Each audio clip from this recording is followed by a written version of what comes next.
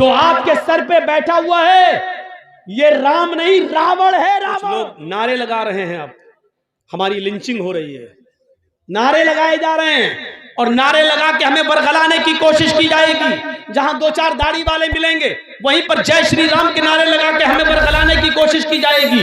अक्लमंद इंसान वो है जो इनके बरगलाने में ना आए और खामोशी के साथ गुजर जाए। ये अक्लमंदी है इस जमाने में, आज के इस दौर में। जरूरी नहीं है, अब सुन लो मेरी बात, अगर कोई पागल कुत्ता मौलाना जर्जीस को काट ले उसके पैर में, तो उसका जवाब क्या कि मौलाना जर्जीस भी उस पागल कुत्ते के पैर में काटने जाए? आप क्या कहोगे जर्जीस को? एक पागल कुत्ते ने हमें काट लिया है, अब हम भी पकड़ो और काट रहा। लोग कहें कितना बड़ा पागल है, यही पागल है। अगर कोई पागल कुत्ता हमारे पैर में काट ले तो इसका यह मतलब नहीं है कि जर्जीस साहब भी उस पागल कुत्ते को काटने जाएं। कुछ लोग इस वक्त पागल हो चुके हैं पावर को देखकर। कुछ लोग जानते हैं कि हमारा पावर है, हमारा आदमी बैठा हुआ है सीट पर, गवर्नमेंट का नशा है, वो जानते हैं कि गोली मारो सालों को, देश के गद्दार, कुछ भी, हमारा कुछ नहीं होगा। पूरे दिल्ली में ट्रंप के जाने तक तो मैं कुछ नहीं बोलूंगा, ट्रंप के जाने के बाद हम आपकी भी नहीं सुनेंगे। इस तरीके की बातें जो कही गई हैं, वो जानते हैं कि हमारा कुछ नहीं होगा। मेरे भाइयों सुन लीजिए, आप ये हालात बना दिए गए हैं, ऐसे मौके पर खामोशी का मुजाहिरा कर रही है आप। कुछ कुत्ते पागल हो गए हैं, पागल नशा है उनको कि हमारे ऊपर किसी का हाथ है। अब इस पागल कुत्ते को अगर आप समझ जाएं तो पूरी तकरीर कामयाब है। मैं नाम नहीं लूंगा, सॉरी, माजरत के साथ, आप मुझे आइंदा बुलाएं या ना बुलाएं, मैं नाम नहीं लूंगा। लेकिन इस पागल कुत्ते को अगर आपने समझ लिया तो समझ लो कि पूरी तकरीर समझ गए आप। मेरे भाइयों, अगर कुछ पागल कुत्ते हमारे पैर में काट लें तो इसका यह मतलब नहीं है कि हम भी उस पागल कुत्ते को काटने जाएं। हाथी चलता रहता है, कुत्ते भौंकते रहते हैं। अब हाथी अगर उन कुत्तों के भौंकने पर पीछे मुड़ मुड़ के देखने लगे तो हाथी अपनी मंजिल तक कभी नहीं पहुंच पाएगा। तुम्हें अपनी मंजिल पर पहुंचना है। हाथी चल जा रहा है, वो पीछे मुड़ के नहीं देख रहा है, क्योंकि वो जानता है कि इनकी आदत भौंकने की है, ये भौंक भौंक कर खुद ही थक जाएंगे। हाथी अपनी मंजिल को पा लेता है। मुसलमानों, तुम्हें अपनी मंजिल तक जाना है। हरिश्चंद्रपुर वालों, तुम्हें अपनी मंजिल तक जाना है, इसलिए भौंकने वाले कुत्तों के भौंकने को मत देखो। मंजिल पर तुम्हारा निशाना होना चाहिए, इंशाअल्लाह तुम्हें मंजिल मिलेगी। इन भौंकने वाले कुत्तों को समझ लो कि कुत्ते हैं, इनकी आदत है भौंकने की।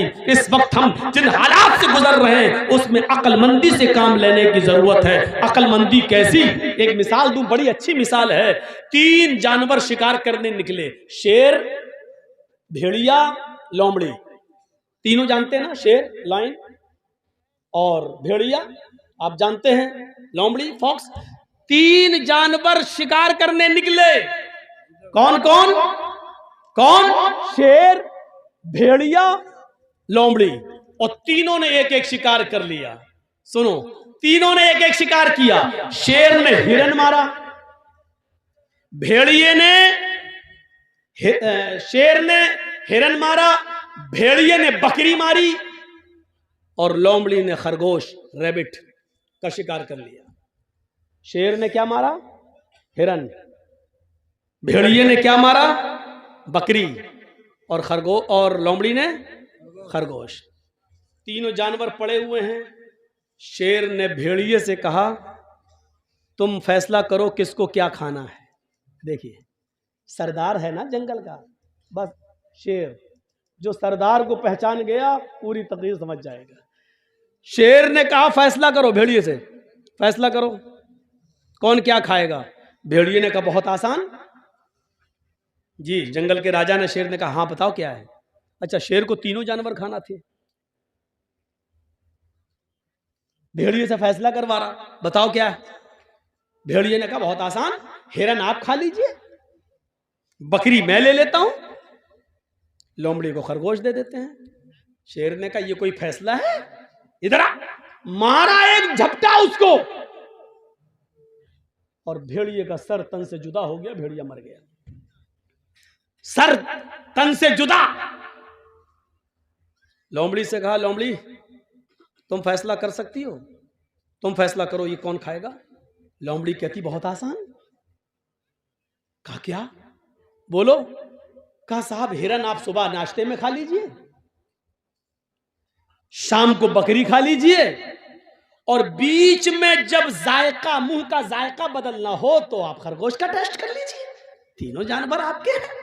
सुबह उठो, नाश्ते में आप हिरन खा लो, शाम को बकरी खा लो, और बीच में दोपहर में आप खरगोश का टेस्ट कर लो। शेर ने कहा वाह लोमड़ी वाह, कितना अच्छा फैसला किया तूने। इतना अच्छा फैसला करना तुझे किसने सिखाया। लोमड़ी ने कहा इस भेड़िए ने। समझ गए आप। गुस्सा भी आया है मुझे, लेकिन अब हंस दिया हूं मैं आपके सामने। मैं बहुत गुस्से में था, लेकिन अब हंसी आ गई मुझे। शेर ने कहा वाह क्या फैसला किया है, इतना अच्छा फैसला करना तुझे सिखाया किसने। लोमड़ी क्या कहती है, इस भेड़िए ने। यानी भेड़िए से मैंने इबरत हासिल कर ली। अरे मुसलमानों, इबरत हासिल अभी भी नहीं कर पा रहे हो। तुम देख रहे हो तुम्हारी आंखों के सामने कौन कौन जेल जा रहा है। तुम देख रहे हो इलेक्शन आता है, यूपी में कोरोना आ गया, नाइट कर्फ्यू लग गया, आप इबरत हासिल नहीं कर पा रहे हो। अब जब हमारा शेर को समझ गए ना, हमारा शेर जब देख लेगा यूपी में हम हार रहे हैं, तो ऐन मौके पर इतना भयानक कर्फ्यू लगाएगा यूपी में, हो सकता है कि 3-4 महीने के लिए इलेक्शन टल भी जाए। आप नहीं जानते, क्योंकि सरदारी तो शेर की चलती। वो चाहता सब कुछ, जैसे ये लोमड़ी वो चाहता था तीनों जानवर हमें मिले, ऐसे ही हमारा शेर चाहता सब कुछ हर सूबा हमारा रहे, अंध दंड हेरा फेरी सब। आपने देखा जैसे इलेक्शन करीब आए, अखिलेश के करीबी लोगों के ऊपर सीबीआई के छापे आने लगे, ईडी के छापे पड़ने लगे। यही हाल आपके बंगाल का भी था। जैसे जैसे इलेक्शन करीब आए, देखा कैसे छापे मारे गए, सबको इस्तेमाल करके देखा गया। आप अक्लमंद थे, अक्लमंदी का सबूत दे गए। बिहार वाले बेवकूफ थे बेचारे, पागलपन का सबूत दे के मर मिटे। दुआ कर देता हूं अल्लाह यूपी के मुसलमानों को भी बंगाल के मुसलमानों से अक्लमंदी सीखने की तौफीक अता फरमा दे। बस ये दुआ ही कर सकता हूं। बस मेरे भाइयों, मैंने बहुत कुछ कह दिया है, बल्कि सब कुछ कह दिया है।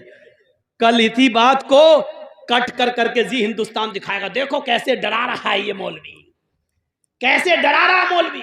इनको नित्यानंद पंडित का बयान नहीं सुनाई देता है, वो कैसे डरा रहा वो नहीं दिखाई देता है। इसको जो नारे बीजेपी के नेता लोगों ने लगाए हैं दिल्ली में, वो नहीं सुनाई देते। मौलाना जर्जीस बोल रहा है बंगाल में, और ये दिखा रहे हैं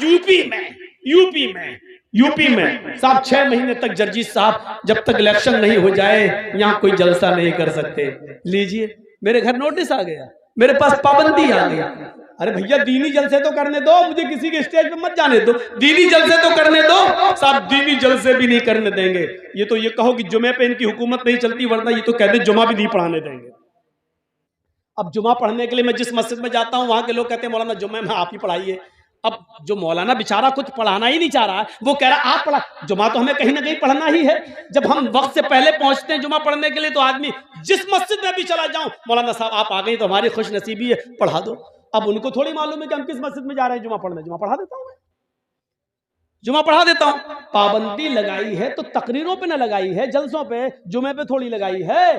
तो मेरे भाइयों, हमें जो कुछ कहना होगा जुमे के खुतबे में कह देंगे, इशारों ही में सही। तो आप फैसला करना सीख जाइए, इबरत लेना सीख जाइए, कम से कम थोड़ी देर के लिए लोमड़ी बन जाइए। आपको मालूम है कि आपका मुकाबला किससे है। लोमड़ी से पूछा वाह इतना अच्छा फैसला करना तुझे किसने सिखाया। उसने कहा भेड़िए ने। यानी भेड़िए ने ये फैसला किया और उसका अंजाम मैंने देख लिया, इसलिए मेरा भी अंजाम ना हो, इसलिए मैंने भेड़िए से ये इबरत हासिल कर ली।